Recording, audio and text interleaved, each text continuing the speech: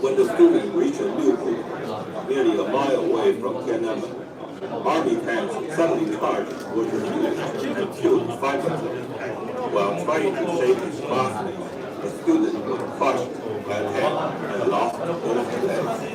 The massacre killed and wounded many thousands. The exact number of casualties and the names of all those killed are still unknown because the CCP has invariably refused to release the data. It was reported that over 200,000 troops took part in the violent crackdown. They came from the most elite units, including the 38th Army Group, the 27th Army Group, the 15th Airborne Army.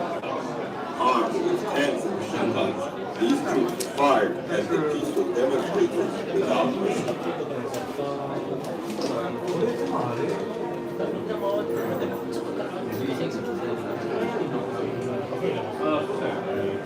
In this struggle between humanity and savagery, some officers and soldiers risked emotion and imprisonment and refused to obey the order to kill. They were the true protectors of the people. The June 4th massacre provoked a national outrage. Large-scale demonstrations took place in hundreds of Chinese cities. People everywhere blocked army movements, and many officials resigned in protest. The repression continued after the authorities regained control in late June. Tens of thousands were arrested, and many were imprisoned for many years. According to a report by Human Rights in China, over 500 demonstrations were still held in prison in 1994. In 2009, an Australian human rights group reported that 8 anti-Israel demonstrators were still held in prison.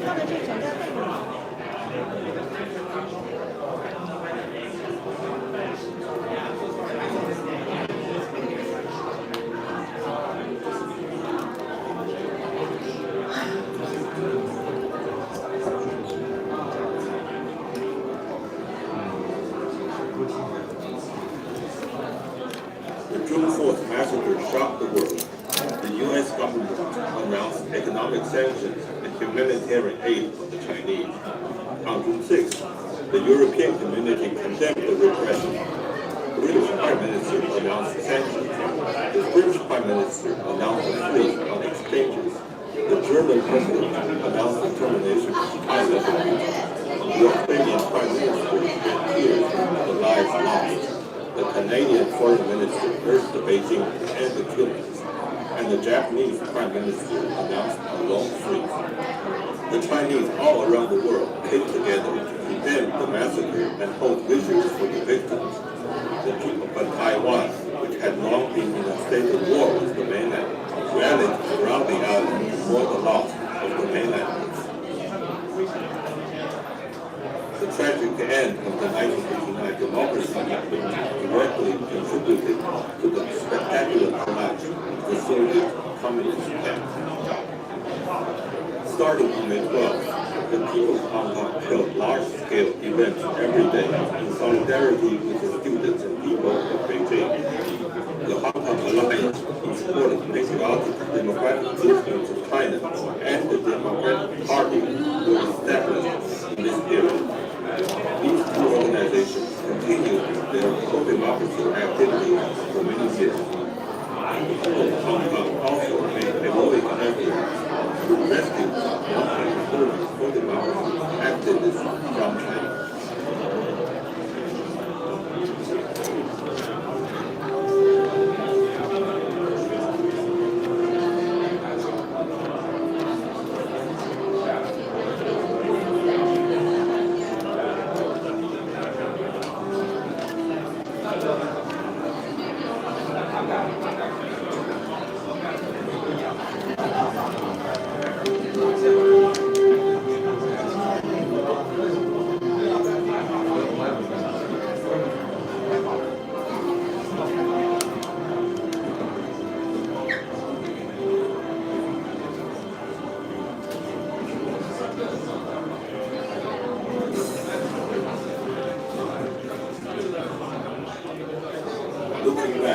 The dearest hope of the participants of the 1989 democracy remains the same: to create a political system that guarantees individual rights and social justice. Decades have passed. Despite the bloody repression, beatings, imprisonment, and exile, and against the creeping cynicism and decadence, the idealistic Chinese of 1989 have held fast to their beliefs. They reflected, learned, and continued their This is struggle. Wang Dan's remarks. They are ready for the next wave of democracy. No problem. Can I? Behind them, a generation of men and women who have fought for freedom and democracy since the 19th century. Ahead of them will be a new democratic China. 对，团队也是一样。好的，好的，谢谢。哟，这么快。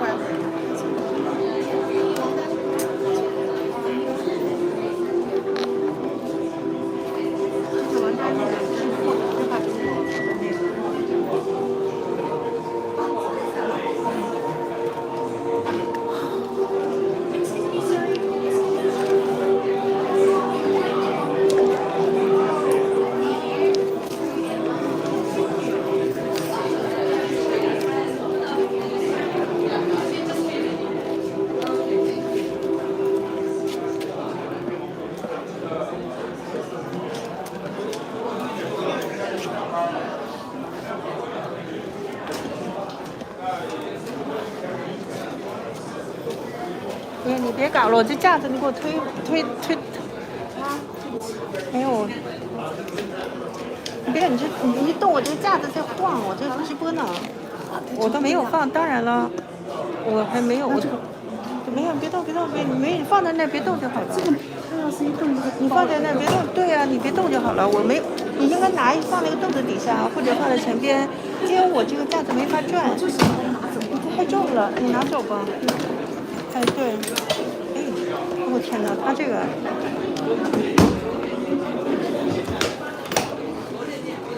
这是瓦纳的。Okay, is it here? Thank you. 整个瓦纳这个里面。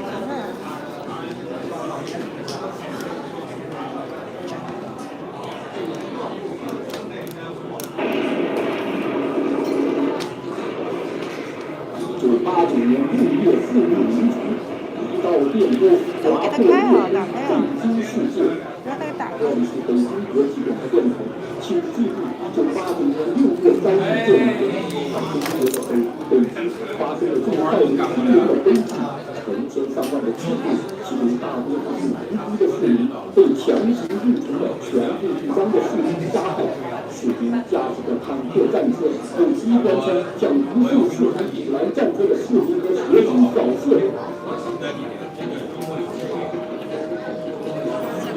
全世界莫不因为血火轰烈的中国首都北京。1989年是世界政治史发生戏剧性巨变的一年，以自由民主阵营度过了70年的社会主义阵营震荡崩盘。然而，1989年的中国却最引人注目。历史长达长达了50天的1989年爱国民主运动。他这个不敢这个立起来。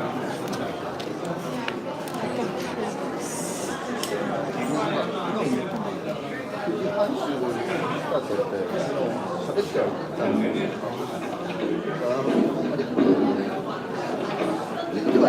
看一眼去找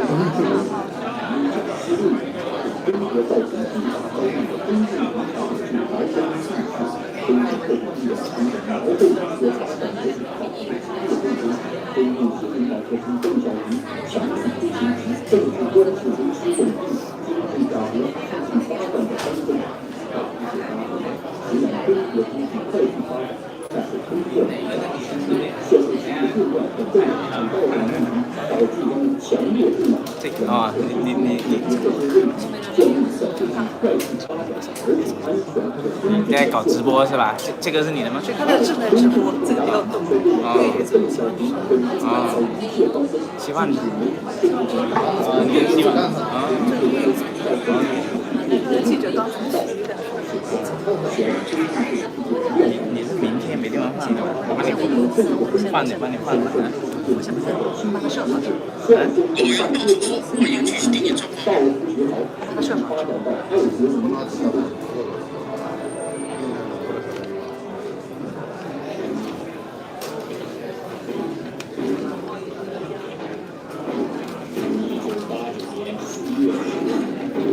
前景估计不要让周围人流失，由于不要帮是因为重启学潮和自由化改革而被迫下台，甚至大学生自发我帮王姐，你帮王姐，那你就在这里弄好了，因为你没开，我刚才那个结束了吗？我没有不想帮你按。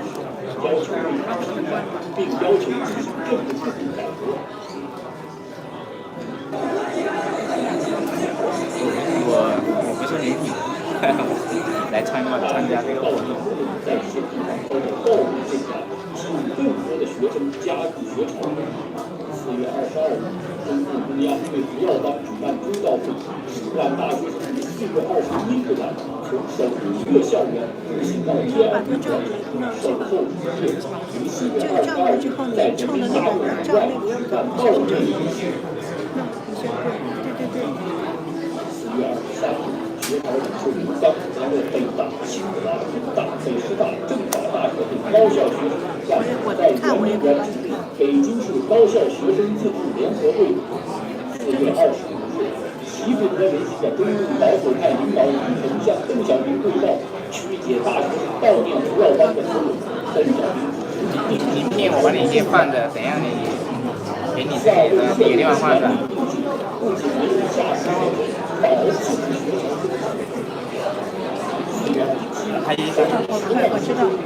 校园整个形成警察封锁线，步行会市和端门广场，沿着大学生的人民的中心中心关怀我帮你实弹。标志着报复学潮转向爱国主义的对。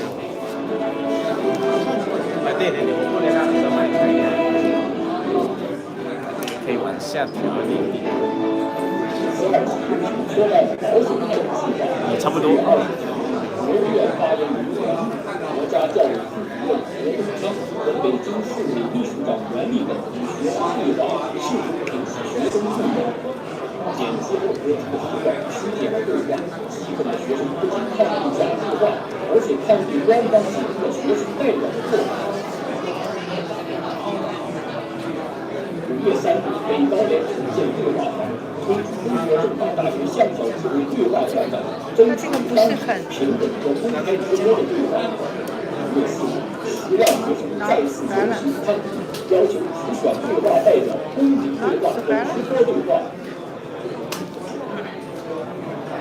在4.29对话中，学生曾对新闻报道表示不满，原文回答说中国北京自行决定报道内容没有政治干预，新闻记者为此加入少数民族势力抗议。1013名记者向国家图书馆部递交请愿书，抗议上海封杀新闻要求新闻自由。5月4日，中共改革派总书记赵紫阳在亚太会上表示，他没有指责学潮的人示威，而是通过往记者的策动支持和在民主和发动的轨道上制定运行的转化得到各界认可，多次出小结果。中共政府4月11日开会，同意赵紫阳提出的民主与法治轨道上解决问题的说法。5月11日至13日，吴启立和费庆文与新闻记者对话做出新闻改革。5月13日，单点或者单，一片单气。教育部领导人赵紫阳讲到，两者要清查学潮。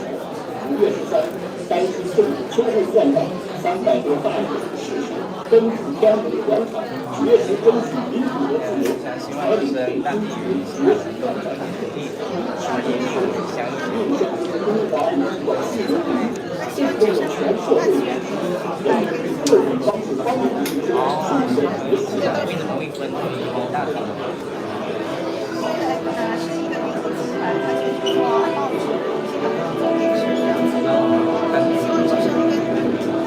5月17日，中国知识界联合邀请全法爱国民族号召人民行动起来，结束抗击日强政府。6.8开始一致试图劝说学生听学习。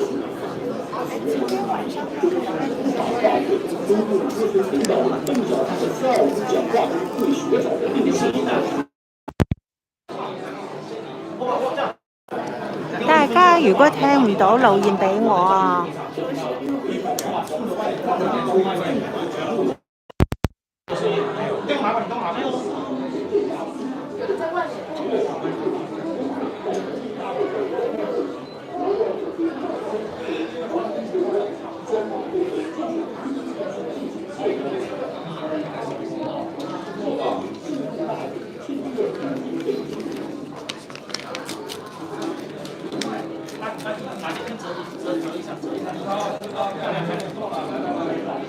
说话 test David test Hello.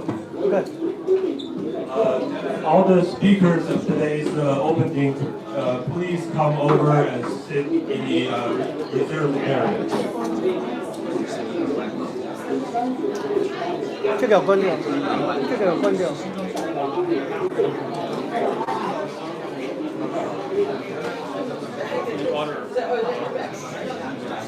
We have 2 more minutes to start.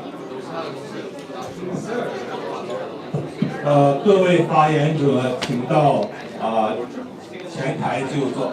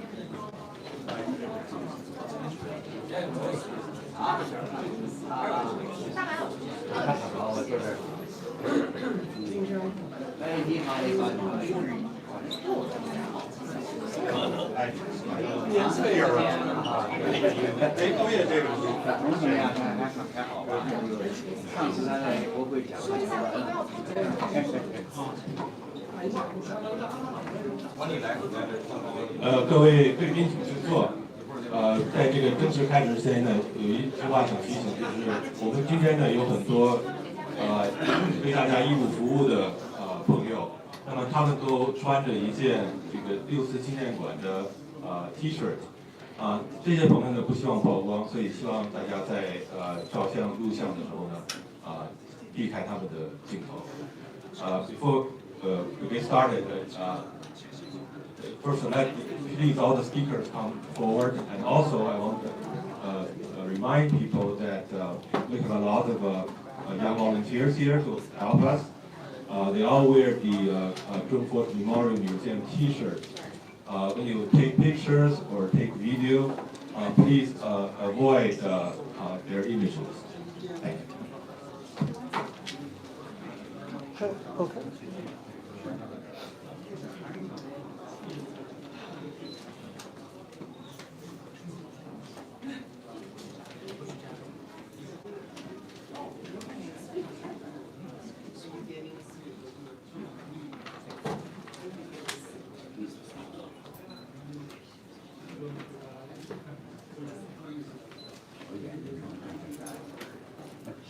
Okay. Good morning, everyone. My name is Wang Dan. I'm a former student, survivor, veteran of the 1989 democracy movement. And I'm also the promoter of this permanent exhibition. I welcome you here today to participate with us, witness to this historical moment. In the spring of 1989, countless young Chinese took to the street and raised their voice in hope of bringing democracy to China. At that time, there was a real possibility that China would embark on a path of civilized development and the country would become a responsible global power.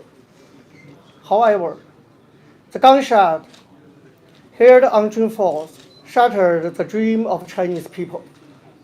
And since then, although the country has grown in strength, the personal freedom of Chinese people have weakened. The event of 1989 had an impact not only on China, but on the entire world. Today, as we began to wake up to the threat to human civilization posed by Xi Jinping regime, we should remember back to 1989.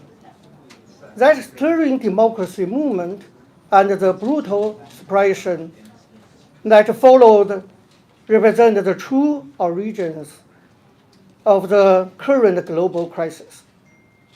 The 1989 event in China connect not only with the past, but also today and the future. In thinking back to this event, we should commemorate those who sacrificed with their life and remember the democratic dream of the Chinese people at that time. But we should also remember the true face of Chinese Communist Party. And that is why we wish to establish this memorial exhibit. On behalf of the Memorial Exhibition Preparatory Committee, I would like to express my gratitude to all those who have supported the establishment of this exhibit, and to all those volunteers who have contributed to the design and setup of both the Washington, D.C. June 4th special exhibit and the June 4th memorial exhibit here. Further, on behalf of the Memorial Exhibit Preparatory Committee, I announced today that committee has already decided, appointed Mr. Yu Dahai as the director of the exhibition and the future museum. And we fully entrust the future development of the Memorial Museum to Director Yu Dahai and his team. It's with overwhelming excitement that now I officially declared the opening of the world's only June 4th Memorial Permanent Exhibition in New York on this day, on June 3rd, 2023. Thank you. Now I will hand over the microphone to Museum Director Yu Dahai, who will preside over the opening ceremony. Thank you.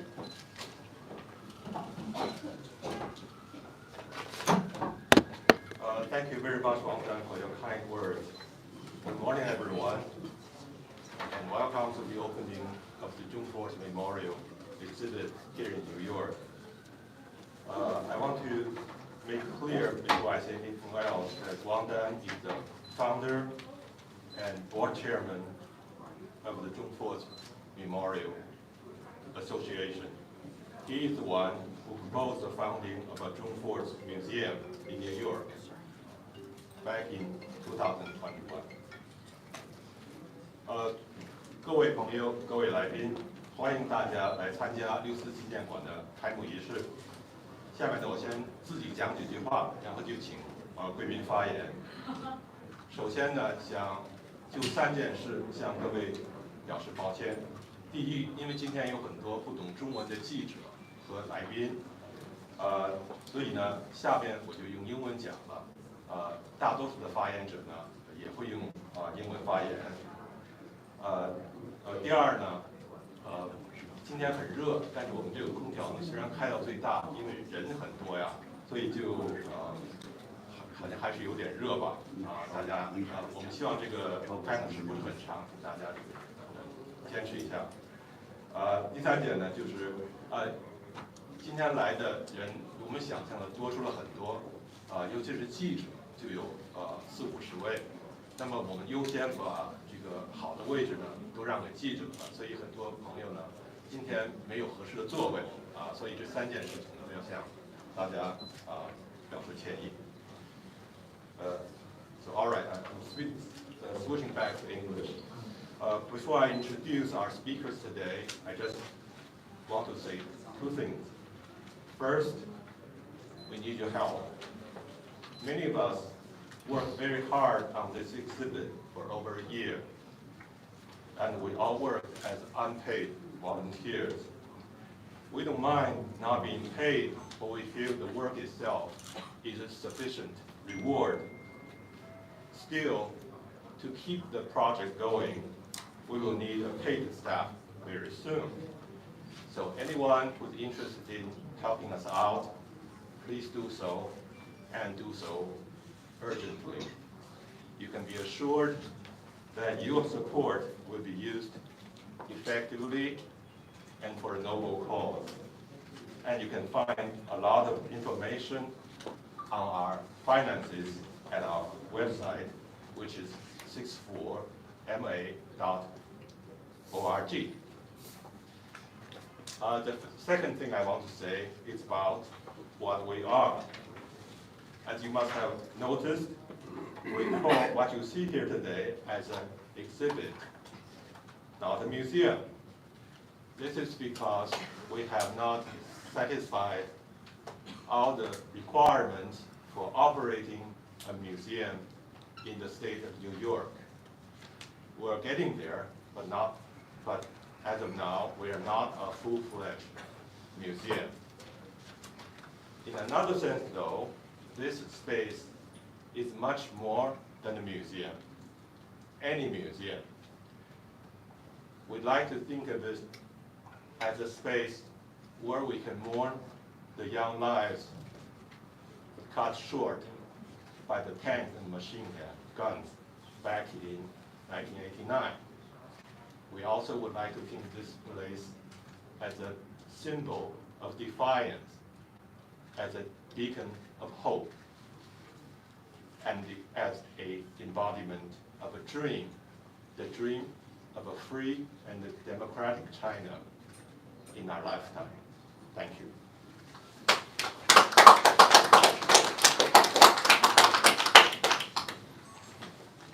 Okay, the first item on our agenda today is the reading of a written message. Sorry everyone, and before we move on to the next section, there's some housekeeping rules to let everyone realize. So we have 2 bathrooms right over there. Walk all the way down to that room and it should be on your left. And then we have 2 emergency exits. One is in this room, you can see the exit sign. Another one is over that room right next to the restrooms. I hope we will never need to use them, but yeah, just some housekeeping rules to let everyone realize. 然后我们有一点需要交代的，就是说我们这里有一个那个卫生间，就在最里面那个房间的左手边，然后还有2个那个紧急出口，一个在这间房间里面，就在我们的左手边，还有一个就在那个卫生间的旁边。所以大家如果有紧急需要的话，请大家用这个紧急出口，谢谢。It's a very important announcement. We have so many people here. God forbid something happens, we need a way out, right? All right, the first item on our agenda today is the reading of a written message from the leader of the Tibetan people, His Holiness the 14th Dalai Lama. I'm now asking Mr. Suchen Gyatso, the Chinese liaison officer of the Office of Tibet in Washington, to read the message. Hello. Is it on? Yeah. 尊敬的王丹先生，还有各位亲眼见证过六四残酷一幕的前辈们，以及所有的嘉宾，大家好。我在这里呢，代表尊者达赖喇嘛和藏人行政中央驻北美代表办事处，祝贺各位今天能在纽约人气最盛的地方呢开幕六四纪念馆。那么读尊者的贺词之前呢，我想简单的给大家说一下当时西藏的情况，因为对当时来讲的话，对于西藏到了一个很特别的一个时间，因为1987年、1988年的话，尊者达赖喇嘛是分别提出了5点和平计划和斯达拉斯堡建议，跟北京政府呢进行着一系列的严肃的谈判。那么尊者呢不顾一切，严厉的批评和谴责了北京政府。曾担任过尊者达赖喇嘛特别代表的罗居加日先生，在他的回忆录里面讲到和写到了，他当时劝告尊者达赖喇嘛保持沉默，但是呢，尊者讲到，如果尊者保持沉默的话，以后就在道德上没有这个谈论自由和民主。那么接下来请允许我在英语里面读尊者的贺词。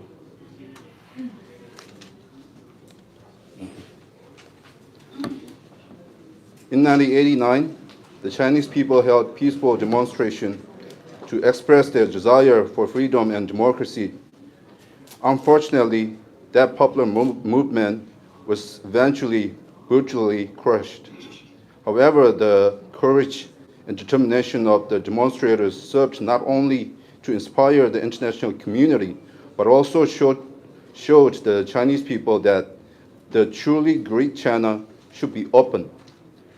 It would not only need to be economically well off, but would also need to honor individual and collective rights and freedom. The People's Republic of China today is a major power in the fast developing economy. Therefore, to maintain its stature among the community of nations, it is important for China to be an open, peaceful, and stable society. Doing so will gain the trust and respect of the world and will be able to play a critical leading role in the world affairs. As many people around the world continue to pay homage to those champions of freedom and democracy in China who led the 1989 movement, I am pleased to know that a memorial exhibit dedicated to June 4, 1989 Tiananmen Square movement is being established in New York. The exhibit will enforce the message that Chinese people have the same desire as others concerning the values that are foundation for dynamic, free, and just society. Thank you.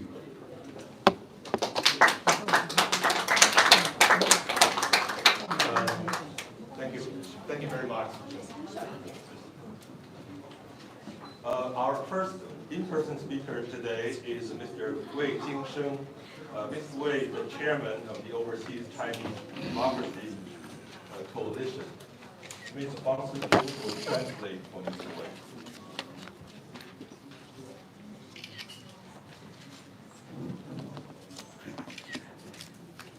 今天来的年轻朋友很多啊，这是跟往年不太一样的地方，很高兴。A lot of young people here, so which is different than the previous years. So I'm very happy to be here. 这么多年了，纪念馆是大家心中的希望，现在终于开始运营了，这是一个良好的开端。中国的民运事业将在艰难困苦中一步步踏踏实实地向前进。For all those years, we always had hope in our hearts to have a museum like this. Now it's finally started to operate, so this is a good start. And I am seeing the Chinese democracy activities will be move forward in solid steps in all those difficult situations. 34年了，很多人的热情逐渐减弱，美国的支持也在逐渐减弱。在这同时，国内的反抗情绪在迅速上升，党内的矛盾也在激烈对抗。It has been 34 years. A lot of people's enthusiasm has been reduced gradually, and support from the United States has also been reduced. Meanwhile, the opposition within China has been rising rapidly, and the strong confrontation within the Chinese Communist Party has also been intensified. 美国社会和政界的反共情绪越来越强烈，与中共对抗的行动也在逐步升级。在这种不平衡和不对称的形势下，我们的工作力度必须加强，我们内部的团结必须加强。Anti-Chinese communist mood within the United States, both within its society and the political circle, has getting stronger and stronger. And the activities against the communist regime has also going upwards. During this unbalanced and unsymmetrical situation, our working effort should be enforced. Our unity within ourselves should be enforced as well. 古语说：“兄弟齐心，其利断金。”因为面对中共这个狡猾的强敌，我们大家一荣俱荣，一损俱损。没有中间道路可以选择。And we have been saying that we must be in unity even since the ancient time. And as we are facing this strong, cunning enemy of the Chinese Communist Party, we must realize that if we united, if we have glory together, we'll be enjoyed together. If we are losing one or each other, we are going to lose all together. There is no middle way to be chosen.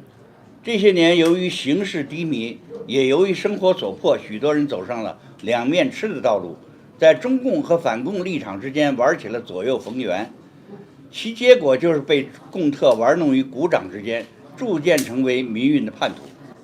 In the past years, because the difficult situation, as well as to be forced to make a living, many people has to take the way as to be pleasing the communists, meanwhile to be even in a democratic face. And in this stand between poor communists and anti-communists, the result is it is be fooled by the communist spies and gradually become a traitor to the democracy movement. 早知今日何必当初，为了五斗米弯腰，丧失了自己的初衷，成为你的敌人的掌中玩物，值得吗？ If we know today why we have tried so hard in the past, just for a little living expense, we have given our ideal, become the fool inside the palm of our enemy. Does that worth it? 坚持我们的理想，有始有终，就是穷一些、难一些而已。比起那些为了人民的民主自由牺牲的先烈们，我们已经很幸运了。We must keep our ideology. We must not only have beginning, but also have the end. Even we were poor and we do not have much money, and with all the difficulties, we are still very fortunate to compare ourselves to the martyrs of those people who sacrificed their lives for democracy and human rights. 在这个关键的时刻，放弃自己的人格，堕落成为两面吃的走狗，实在很不值得。At this critical time, we should not give up our dignity. We should not become a running dog of the communist. 今天来的朋友们坚持到现在，正是大陆无数准备反抗的民众的榜样。我们在国外的努力不是没有效果，而是非常重要。Today, we have so many friends here. I have a consistent, insistent until now. We are those people are the examples for the people in mainland China to continue our struggle. And 不仅人民在悄悄地看着我们，而且中共也在拼命地破坏我们，这不就证明了我们的重要性吗？ This proves our effort outside China has its result, and it's also very important. Not only people are inside China watching us, but the Chinese communist regime also tried very hard to damage us. Doesn't that prove our important? 五毛们一直在宣传一个说法，就是你们海外民运无用论。我们有些朋友把持不住，随波逐流，也丧失了信心，停止了参与民运的活动。There is a Chinese communist agent always have propagated one kind of saying, claim that democracy overseas are useless. Some of our friends cannot continue and they lose their confidence and stop their participation of democracy activities. I hope. 我希望在这个敏感的日子里，大家能够想一想那些付出了生命或者其他代价的英雄们，比照一下我们现在的困难。在这种时刻，当了民运的逃兵，实在是一种在朋友、家人和后代面前的耻辱。I hope during these sensitive days, we could all think of those heroes who lost their lives and paying as prices in comparison to our current difficulties. At this time, we should not be running away from democracy. Otherwise, it's a shame to our friends and our families. 望大家不忘初心，付出我们最大的努力，直到共产党垮台，开始建立民主中国的那一天。I hope all of us remember what we started with. We will try our best, and until the day there is a democracy and human rights in China after the collapse of the communist regime. 谢谢大家，谢谢。特别得谢谢王丹和大海，他们这么多年的努力，终于搞成了这个。In particular, I want to thank to Wang Dan and David. You have tried so hard so many years, and you are finally successful to be presented here. Thank you. Thank you very much, Mr. Wei. Mr. Winston Lord, former U.S. ambassador and one of the principal drafters of the famous Shanghai Communique of 1972, also sent us a written message. I will now ask one of the 1989 student leaders, Ms. Wang Shaohua, to read his message.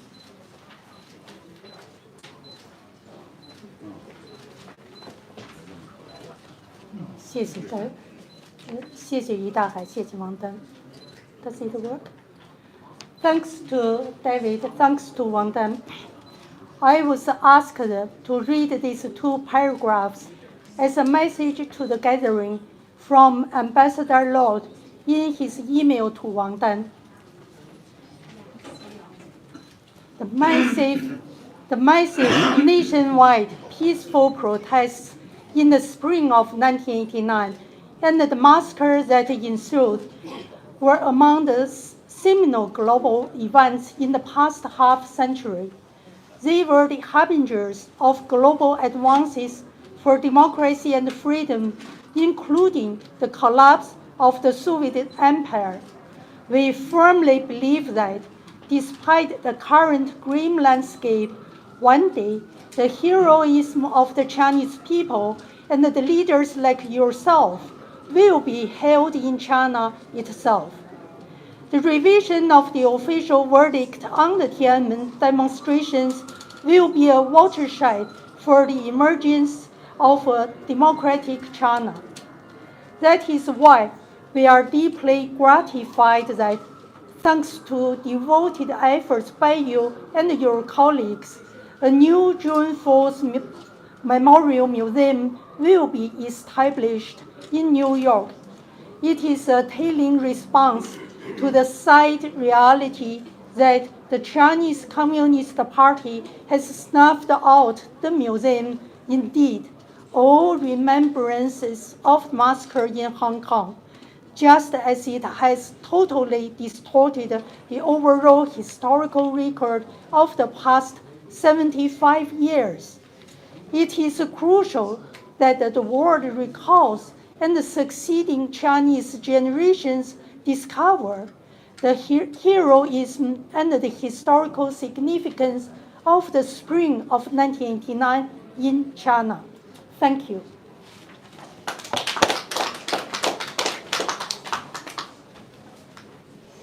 Thank you very much, Tao. Our next speaker is Dr. Wang Juntao. Dr. Wang is the chairman of the National Committee of the Democratic Party of China. 各位朋友，34年前，当我们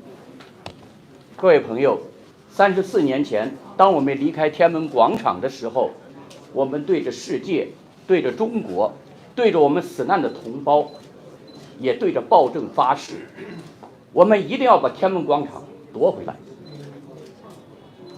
34年过去了，许多的同道离开了我们，方励之、刘宾燕、陈子明、刘晓波，还有许多的天安门母亲，更多的人离开了我们的行列，放弃了誓言。但是今天我们在这里不准备放弃，我们要坚守我们的誓言，一定要把天安门广场夺回来，不是为了我们自己，是为了正义，为了中国，为了我们死难的同胞，也是为了人类的未来。今天中共已经成了人类和平和民主最大的威胁。有人说，你们在这样一个简单寒酸的地方说这些话，那不是大话吗？但是在人类政治史上、人类文明史上，那些真正伟大的事业，那些最辉煌的事业，总是起自这样的一些简单的场合。只要在这里宣誓的人，他们内心是真诚的，他们在逆境中可以坚守自己的信念，他们就一定能够成功。我们一定要把天安门广场夺回来，这是今天我想在这里说的话。Friends, 34 years ago, when we left off Tiananmen Square, we promised to the world, to our dead comrades, to China, also to the tyranny, we would retake Tiananmen Square. 34 years passed. Many of our colleagues passed away. 方励之、刘宾燕、刘晓波、陈子明 and Tiananmen Mom. But we want to restate our promise. We will retake over Tiananmen Square. It's not for us. It's for justice, for China, for our dead comrades, for the China's future and the future of the human being. The Chinese Communist Party has become the largest threat to the world, to peace, to democracy. We have to retake over Tiananmen Square. It's my words here. I believe it's also the words sitting with us. Still keep our promise. Thank you.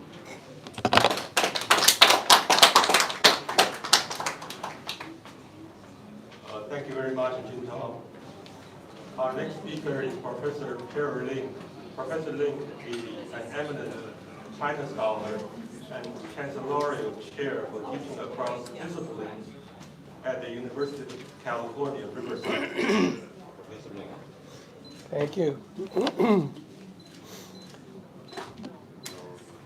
Every year about this time, people ask me, why do you and all of those people like you continue to remember June 4th? That's long ago. Get over it. Look forward. The world has changed. Why do you remember? There is no one easy answer to that question. There are many, many questions, and all of them added together don't really do it. But a couple of years ago, wrote a poem where I tried to write out some of the reasons that contribute to an answer to that. I'm going to read that poem today for you. We remember June 4th because Jiang Jielian was 17 years old at the time. He is still 17 years old. He will always be 17 years old. People who die do not add age. We remember June 4th because the lost souls that haunted Liu Xiaobo until he died will haunt us too until we do. We remember June 4th because the glint of bonfires on bayonets is something one does not forget, even if one did not see it personally. We remember June 4th because it taught us the essence of the nature of the Communist Party of China, when all of the clothes, every shred, falls away. No book, no film, no museum could be clearer. We remember June 4th because of the... Oh, would you mind just hold the microphone closer to your mouth? No, I don't mind. Do you mind? We remember June 4th because of the ordinary workers who died then. We cannot remember most of their names because we do not know most of their names. We never did. But we remember them as people. And we remember that we never knew their names. We remember June 4th because the worst of China was there. But the best of China is there too. We remember June 4th because it was a massacre, not a crackdown, not an incident, not an event, a 事件, a 风波, not a counter-revolutionary riot, 反革命暴乱, not a faint memory, and not, as a child in China might think today, a blank. It was a massacre. We remember June 4th because, as Fang Lizhi noted with his characteristic wit, it is the only case he has heard of in which a nation invaded itself. We remember June 4th because Xi Jinping's fat smile is a mask. We remember June 4th because we remember June 4th because we want to know what the soldiers who did the killing remember. They were brainwashed on the outskirts of the city before they carried out their deadly orders. So they, too, were victims. We do not know what their thoughts were, but we remember that we want to know. We remember June 4th because Ding Zilin is still alive. She is 84 years old. When she goes out, plainclothes police follow to provide security. Security for her? No. Security for the state? That's right. A regime with 100 trillion yuan in GDP and 2 million soldiers needs protection from an 84-year-old lady. Protection from her ideas. That is worth remembering. We remember June 4th in order to support others who remember. We remember alone, but we remember together too. We remember June 4th because remembering it makes us better people. Remembering is in our personal interests. When politicians talk about interests, they usually mean material interests. But moral interests are just as important. No, more important. More important than owning a yacht. We remember June 4th because it was an historic turning point for 1/5 of the world. A turning point in a frightening direction. We hope it won't be so much of a turning point as to throw the whole world into the ditch, but we don't know. We'll have to see. We remember June 4th because if we didn't remember it, how could it possibly have gotten into our heads any other way? Could we have possibly imagined it? No. We remember June 4th because there are people who dearly want us to remember. It comforts them to know that we remember. We remember June 4th because there are other people who desperately want us not to remember.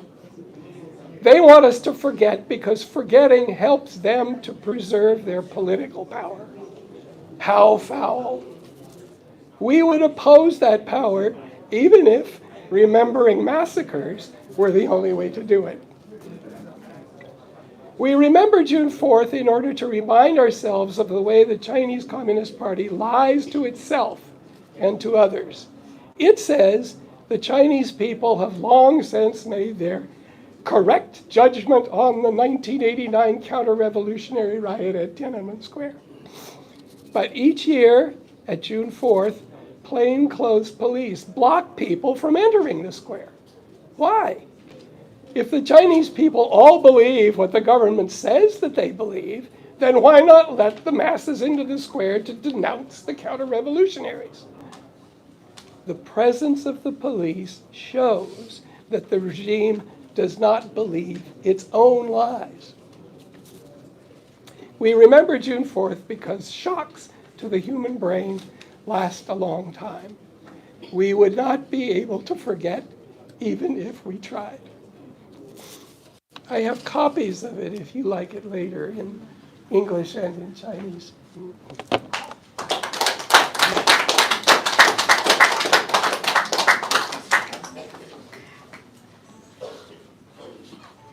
Thank you very much, Professor Lin. I'm making a small adjustment to the agenda here. And our next speaker is Mr.周锋锁. Mr. Zhou was a student leader in 1989 and is now Executive Director of Human Rights in China. I also want to note that many of the 1989 items here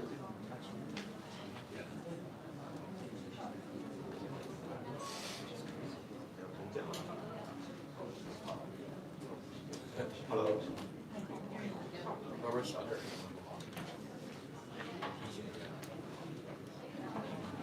All right, I'll start again. Our next speaker is周锋锁. Mr. Zhou was a student leader in 1989 and is now Executive Director of Human Rights in China. Many of the 1989 items you see here today are the fruit of labor by Mr. Zhou over many years.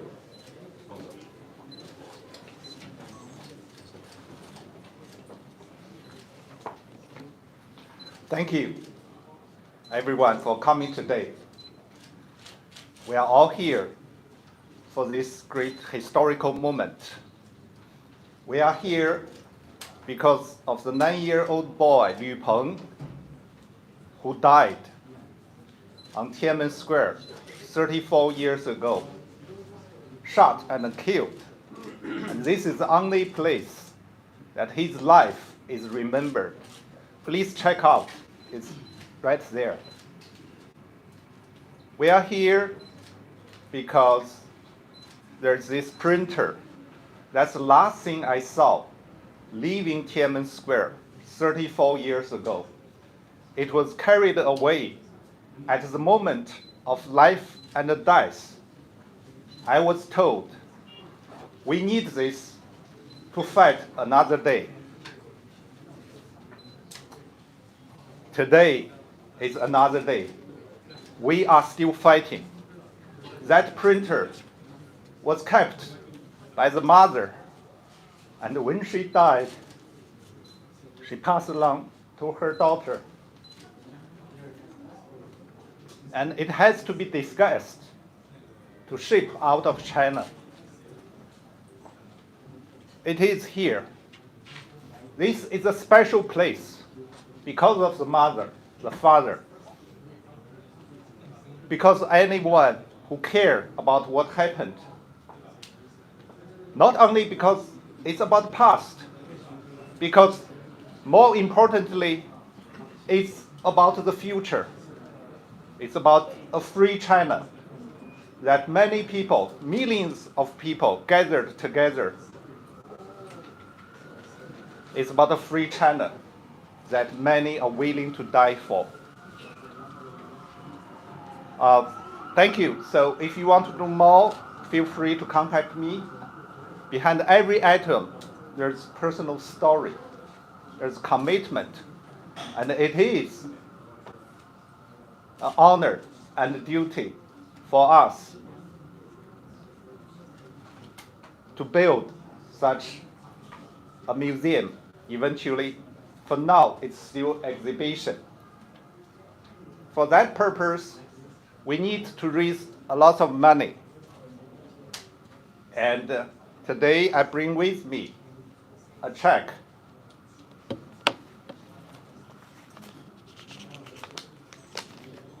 $20,000.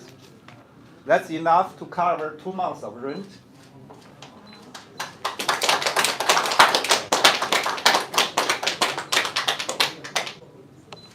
But we need a lot more, because what happened in Hong Kong, the museum was evicted many times.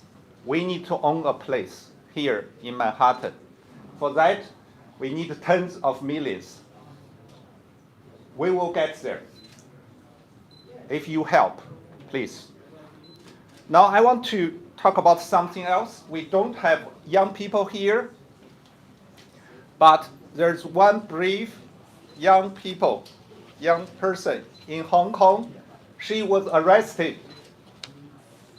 yesterday for having this banner.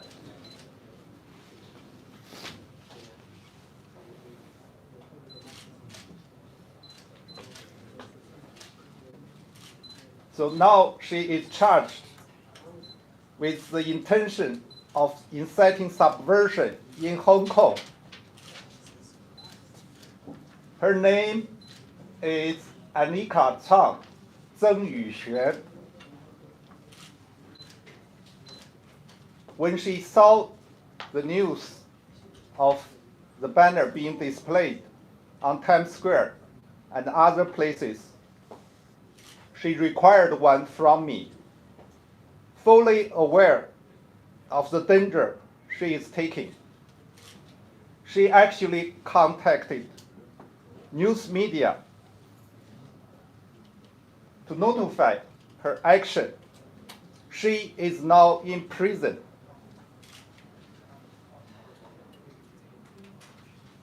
Because of young people like her,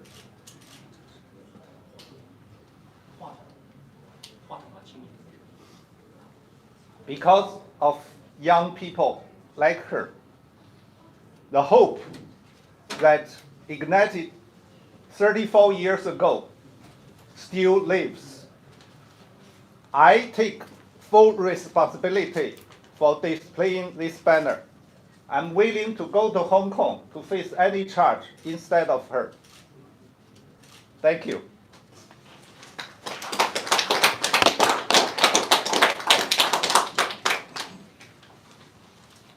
Thank you very much, Principal. Before proceeding, I'd like to make two observations. One,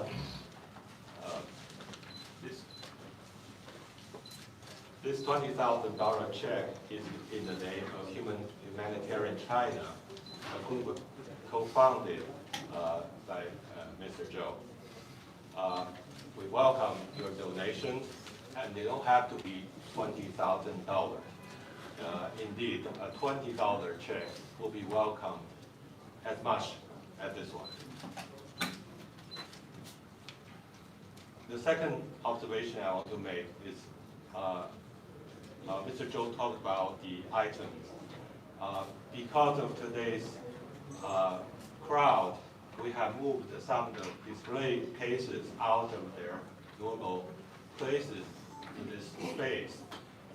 For example, the room right next to us here has 2 display cases, and 2 smaller display cases are in the room all the way to the other end. So be sure not to miss them, even though they're placed not in very prominent spots.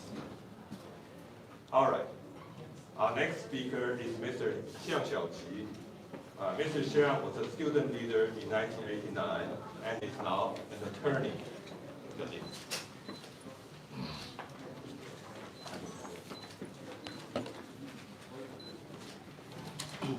Good morning, everyone. 34 years ago, I was a graduate student at law school at that time. And after the June 4th massacre, I escaped from Beijing to Hong Kong first. Then, with the help of the United States, I came to the United States.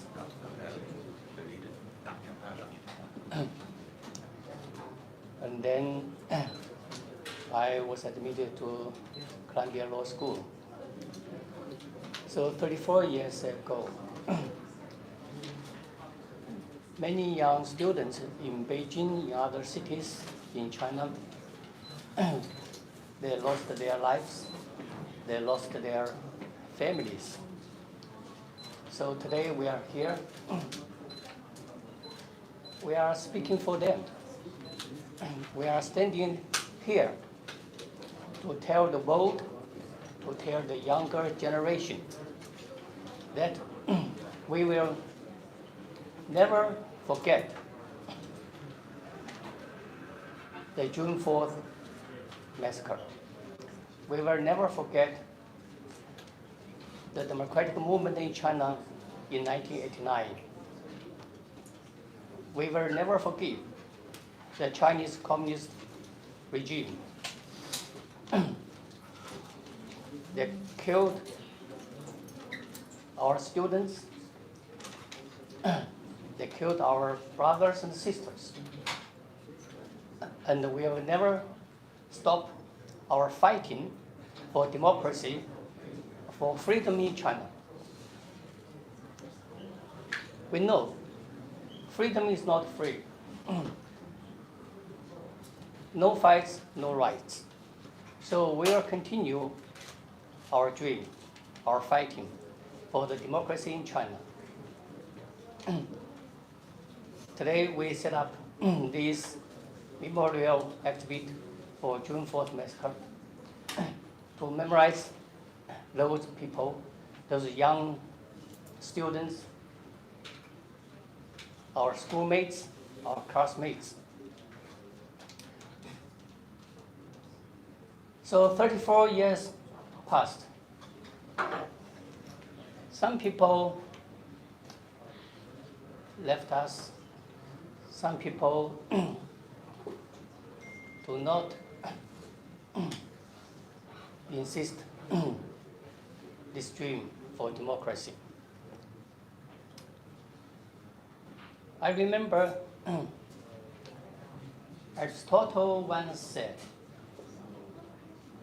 they say we don't have hope, but actually they don't have hope either. That is our hope. So we will continue our fighting for democracy in China. Thank you.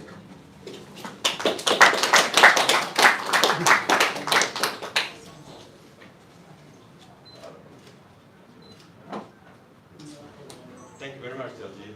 I'm going to make a small adjustment to the agenda again, and that is I'll play all the video messages at the end, so our next speaker is Mr.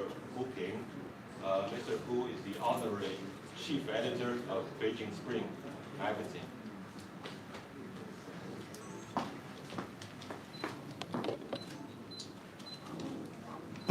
Ladies and gentlemen, good morning.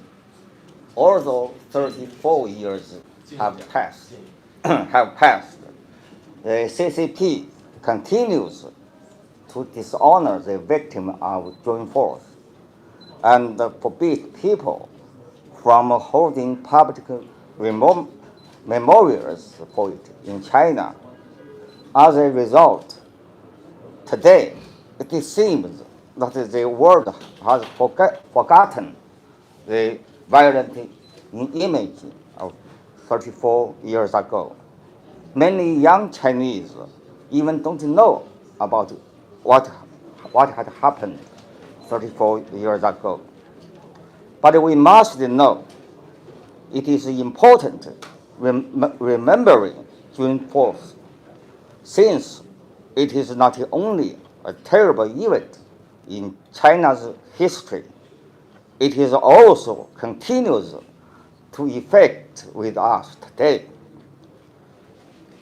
Under June 4th ended China's political reform, and under the horrific effects of it, China's economic reform went to a wrong path. It is not a normal economic reform. It has turned to a feast for the Communist Party. The CCP uses the country's economic successes to strengthen their own power. And this is why the economic success in China did not make the CCP to become soft or become more tolerant, but instead it has become more forceful, brutal, and more authoritarian than before. As we all know, 30 years ago, the international communist campaign collapsed. The United States became the world's sole superpower. Liberal democracy achieved tremendous victory in the history of mankind. But in just over 30 years, we have witnessed a stunning reversal of the political landscape of the world. The rise of authoritarian China poses the most serious challenge to the values of liberal democracy. Today, fortunately, the international community is also more aware of the dangers posed by the CCP than before. And as Chinese, to set up a June 4th Memorial Museum at this time has significant meanings. Thank you.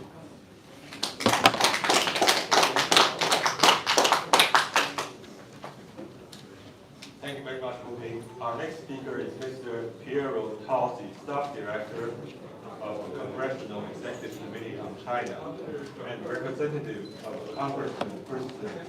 Okay. Well, thank you, David, and really this is a wonderful service that you're doing to the community and also to the world. And it really is an honor to be here among these heroes of Chinese democracy, Wei Jingsheng, Wang Dan, Feng Zhoushua. Tremendous, tremendous honor. And on behalf of Chairman Chris Smith of the China Commission, I would like to extend my greetings. And I also have here Matt Squarey, my colleague, who represents Senator Jeff Merkley. Matt and Jen Salin, who's a senior researcher at the China Commission. All of us extend our greetings. This China Commission, the CECC, chronicles China's human rights records, and our annual reports are a chronicle of accountability for the future. We hold hearings like the one we did last month on the erosion of rule of law in Hong Kong, and our chairs and congressional commissioners introduce legislation like the Uyghur Forced Labor Prevention Act, which can influence the conduct of American companies so that they're encouraged not to subsidize the oppression of the Chinese Communist Party. And importantly, just as you are doing at today's memorial here and the exhibits that you're showing the world, we preserve memory. We do not forget those brave human rights defenders who are imprisoned. Indeed, Chairman Smith intends to introduce a bill shortly that will call upon our State Department to raise the cases of heroes like Gao Zhisheng, Ding Jiaxi, Peng Lifa, the bridge man, who serves as a bridge with Tank Man that was there on Tiananmen. But ultimately, there are limits to what we at the CECC, we at the U.S. Congress, and we in the U.S. government can do to promote freedom and democracy in China. That has to come from the Chinese people themselves, from you. Okay?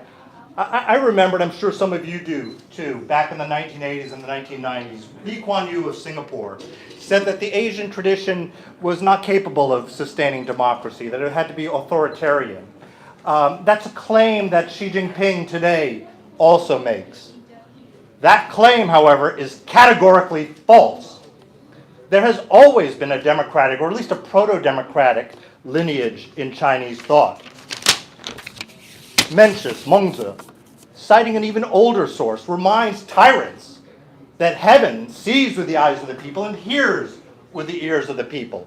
And anyone who dictates contrary to the Tao, that law above the law, which runs in the hearts of every man, woman, and child, has lost the mandate to rule, has lost the Tianming. That is what Xi Jinping and the Chinese Communist tyrants fear. And that's why they fear you. They also fear the white paper protesters of last year. They purport to rule in the name of the people, yet they fear the people. They fear heaven, which sees with the eyes of the people. 在这里，我想用一点国语跟你们讲，我就应该说点普通话啊。1988年，我第一次去台湾，那个时候台湾还不是一个民主的国家，就刚废除戒严，但是我记得在这个总统府有那个大字，有说反共必胜。OK， 反共就是很重要的，但是不够，我们也应该说民主必胜。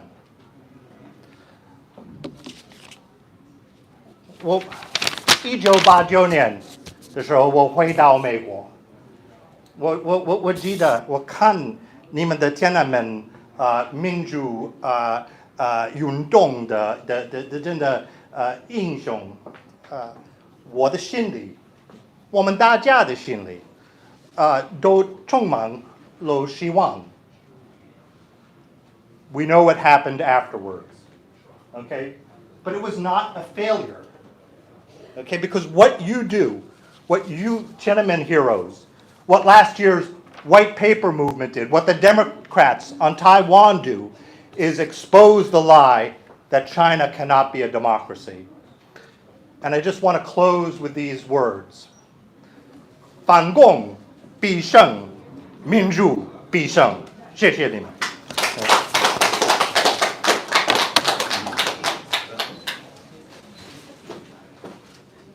Thank you very much, Mr. Tao. That Chinese part of your speech is quite a treat, and we love it. Sure. Our next speaker is Mr. Scott Simi. Mr. Simi was a journalist in Beijing in 1989. I should add, he lives in Canada, so he's probably from the furthest part of the world to this gathering today. And he brought with him a very, very large banner. You can see there, it's 3 meters long.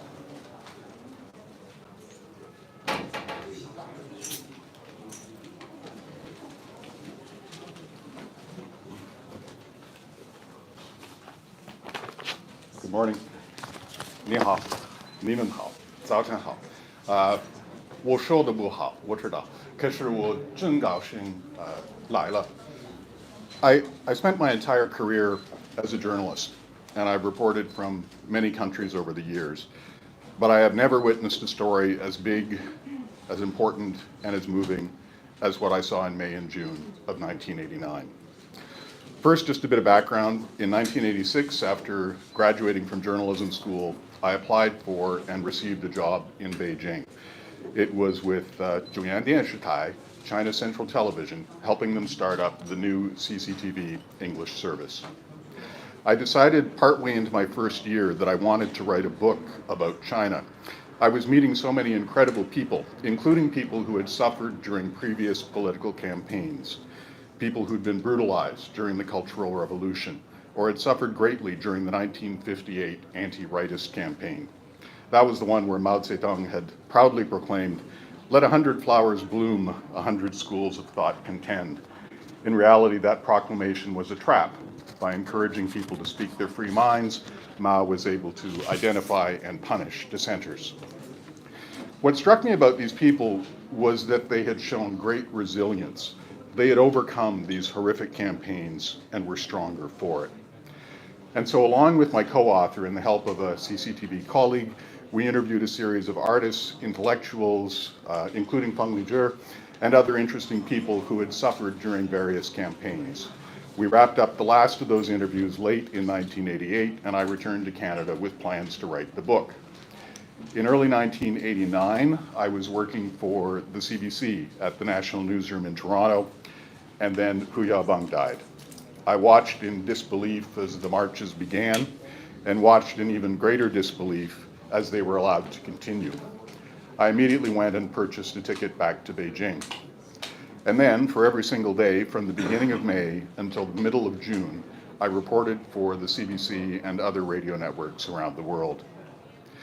Day by day, the protests became bigger. Day by day, the confidence among Chinese that this might be a moment for progressive change grew. It was remarkable to witness. During one incredible 24-hour period, there was a non-stop mass parade protest running down Chang'an Avenue.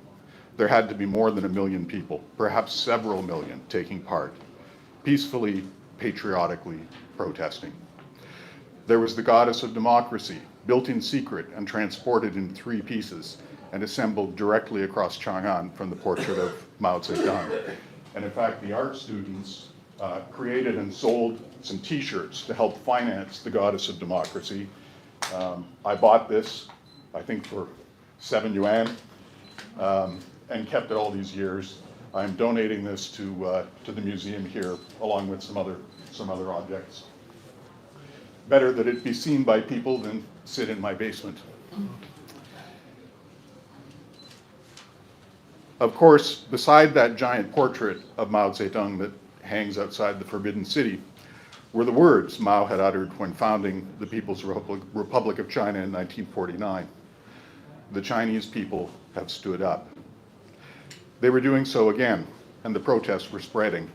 This wasn't simply a student movement anymore. It had become a people's movement. Many of you here today will have witnessed the multiple times when the army tried to move into the city. The soldiers would stop, listen to people explain the movement, and then refuse to carry out their orders. People would bring them tea, copies of the People's Daily during that extraordinary period when it was actually telling the truth. Getting the news out after the declaration of martial law was very difficult.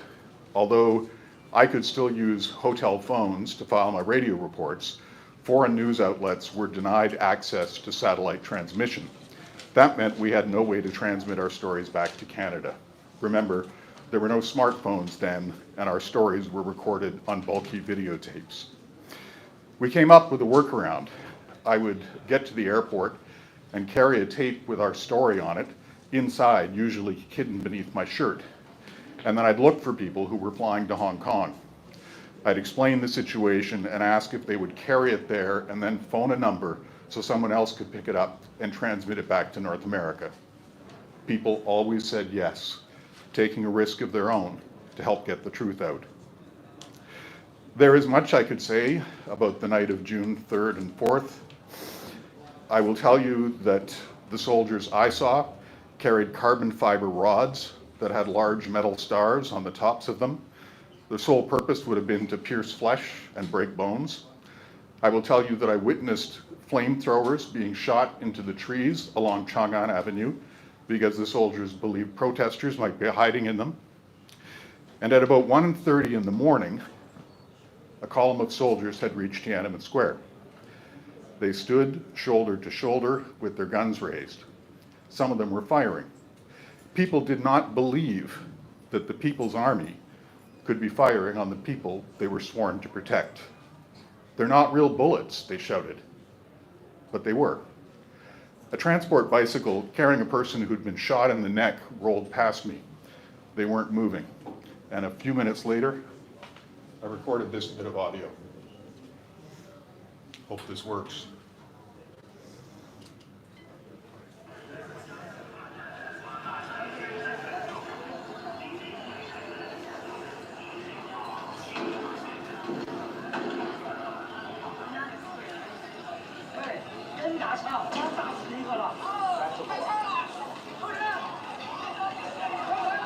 我吃饭，吃饭。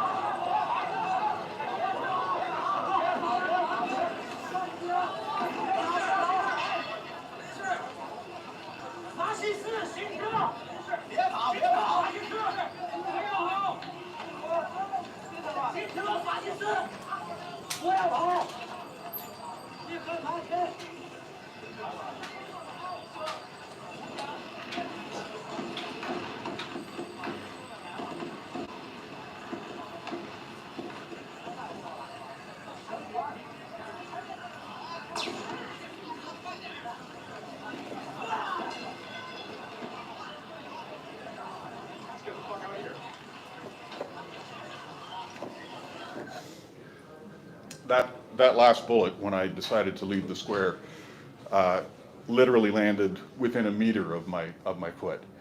And when I saw the person who had been shot in the neck being carried past me, I had a moment where I suddenly realized, did that person think a microsecond before they were hit by a bullet that they would be hit and likely dead?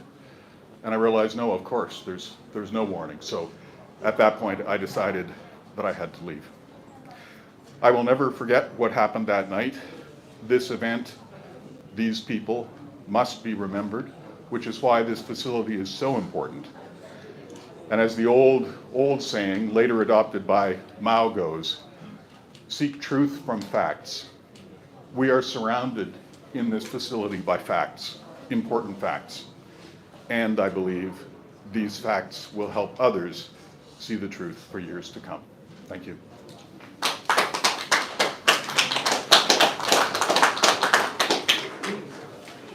Thank you very much, Mr. Chen. That was a really perfect audio.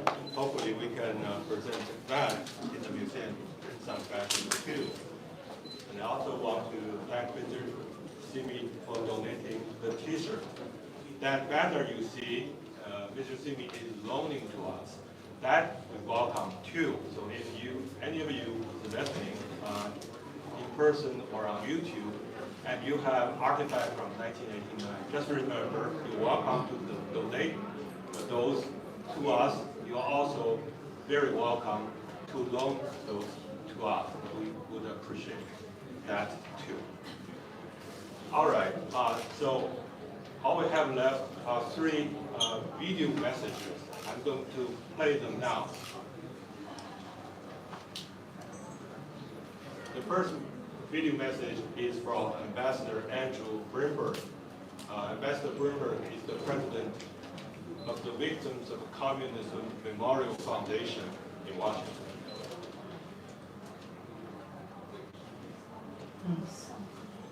Communism Memorial Foundation. On behalf of the VOC, let me congratulate Wang Gang, David Yu, and the entire June 4th Memorial Association for the opening of this permanent June 4th exhibit in New York City. Last year, VOC was honored to partner with the June 4th Memorial Association to bring this exhibit to the Victims of Communism Museum in Washington, D.C. It was the first temporary exhibition that we hosted at our museum for our grand opening in June of last year. Thousands of visitors saw these artifacts and gained an incredible new understanding of both the brutality of the Chinese Communist Party and the bravery of the Chinese people.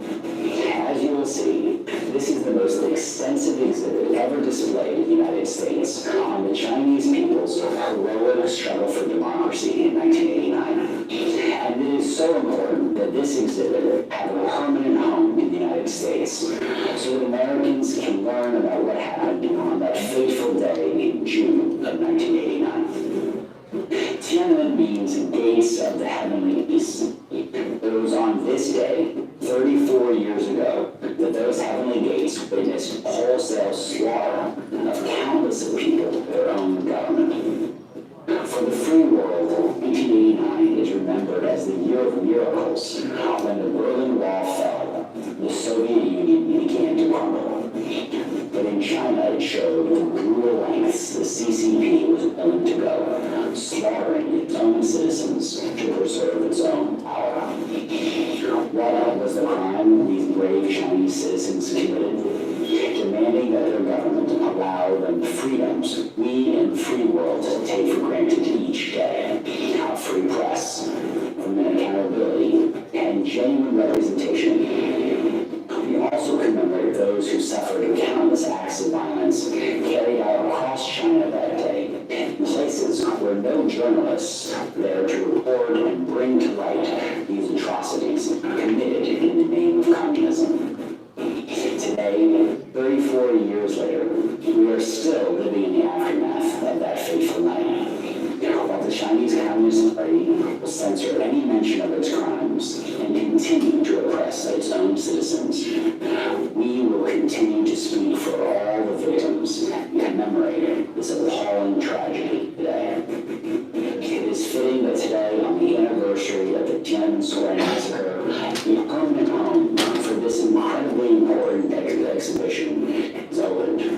Congratulations and thank you again to the June 4th Memorial Association for their tremendous work in putting this together. We look forward to hosting you all at the Victims of Communism Museum soon. Well, thank you to Ambassador Bradburn. The next video message is from Mr. Wu Kai-shi. Mr. Wu Kai-shi was a student leader in 1989 and is now the General Secretary of the Taiwan Parliamentarian Human Rights Commission.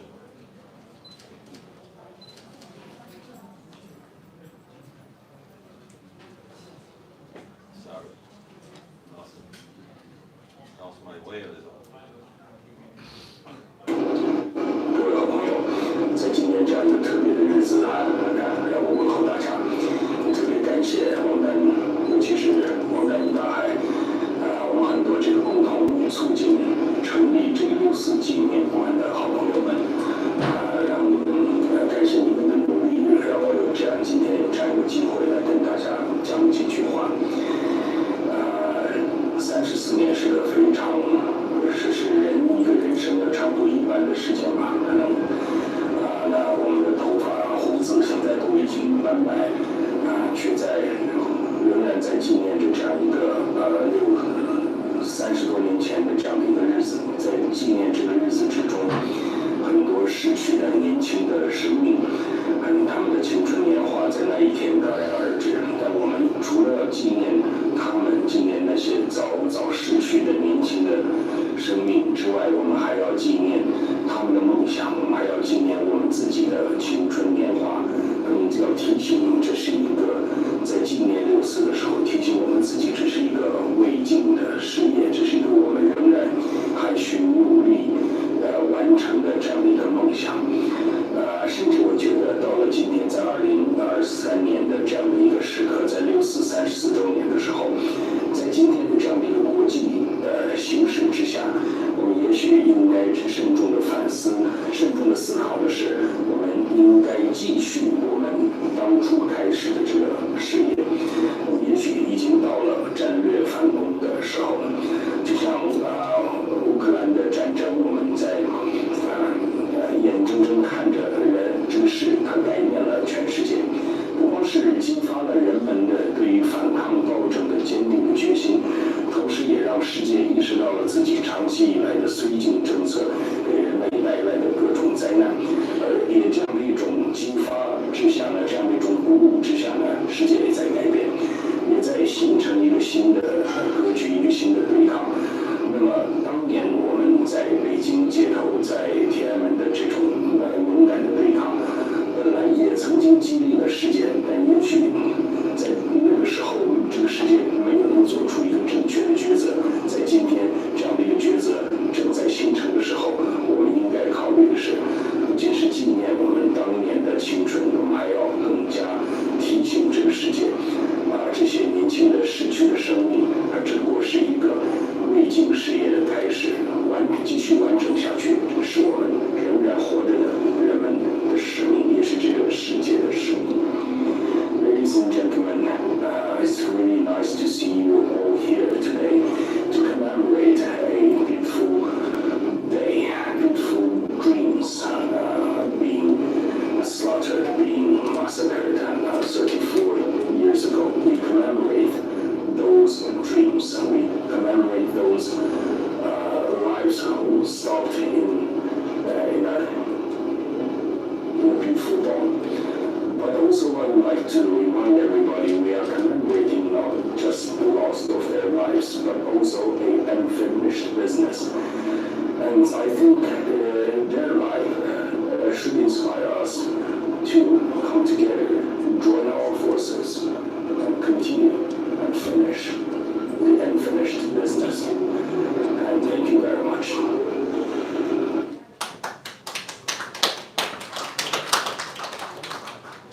Well, thank you, Mr. Wurakaishi. Our next video message comes from Professor Andrew Nathan. Professor Nathan is an eminent scholar and class of 1919 chair of political science at Columbia University.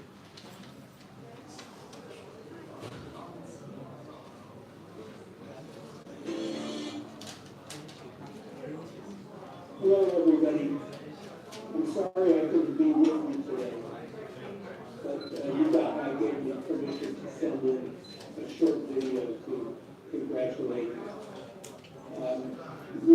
I've all met young people from China who've never heard of June 4th. They don't know what happened in April, May, June of 1989 and how that affected China in the years after 1989. But we know that this event was one of the most important events in China, in the whole world in the 20th century. It's very important for us to remember it and to keep analyzing and understanding what happened and what it means.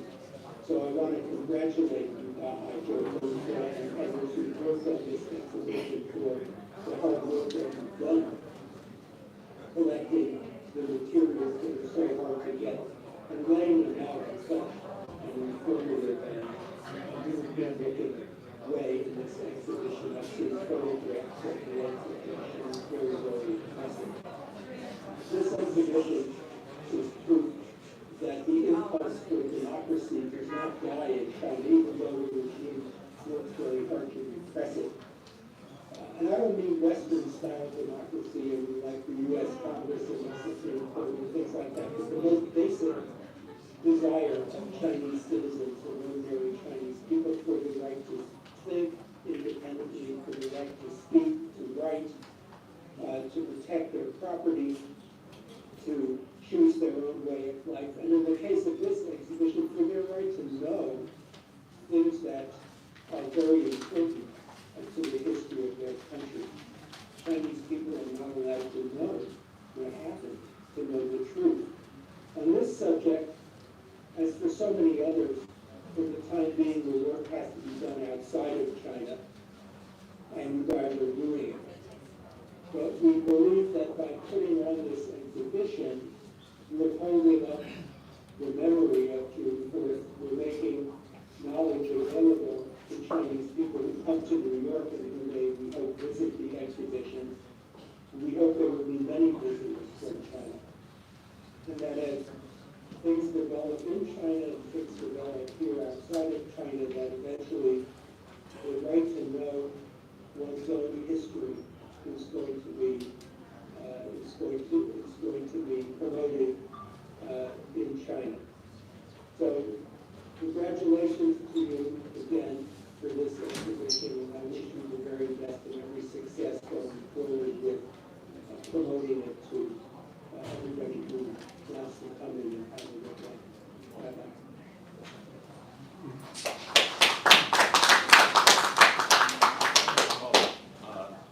Thank you, Professor Nathan. The final item on our agenda today is the singing of Wounded History by all the 1989 students here today.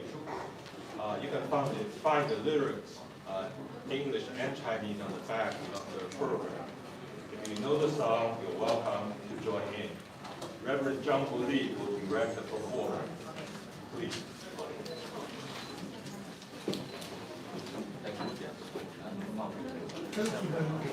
Everybody, can you come here? 鞠躬，鞠躬。不，你快，我都跟他们说好，你说当面。沈彤，过来了，过来了 ，come here。追光，沈彤，都没闪。郑旭光，沈彤。沈彤。王超华。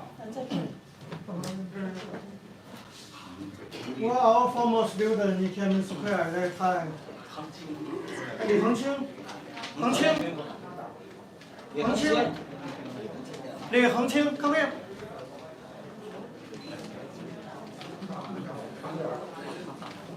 And we was Tiananmen Square when we have political protest in 1989. This song we usually sing when we march or we have hunger strike.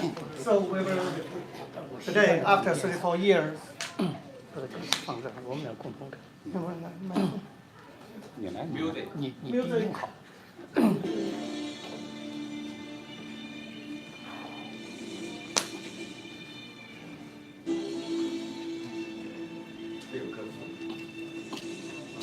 你会？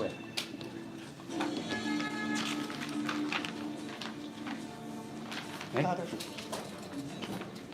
蒙上眼睛，就以为看不见；捂上耳朵，就以为听不到。而真理在心中，惶恐在胸口，还要忍多久？还要沉默多久？如果热血可以洗尽尘埃，如果热血可以换来自由，让明天能记得今天的怒吼，让世界都看到历史的伤痕。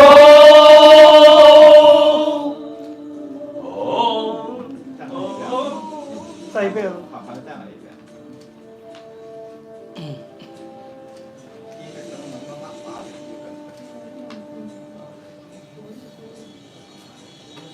蒙上眼睛，就以为看不见；捂上耳朵，就以为听不到。而真理在心中，惶恐在胸口，还要忍多久？还要沉默多久？如果热泪可以洗尽尘埃。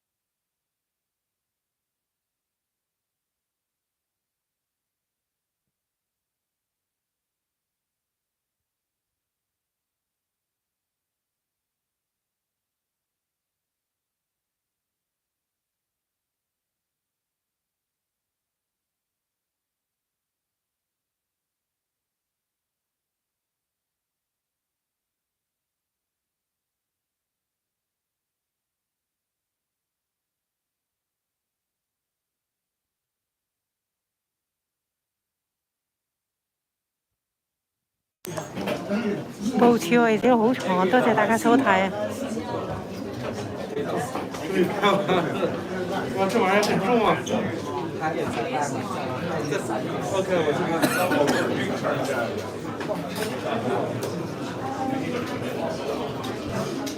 这个。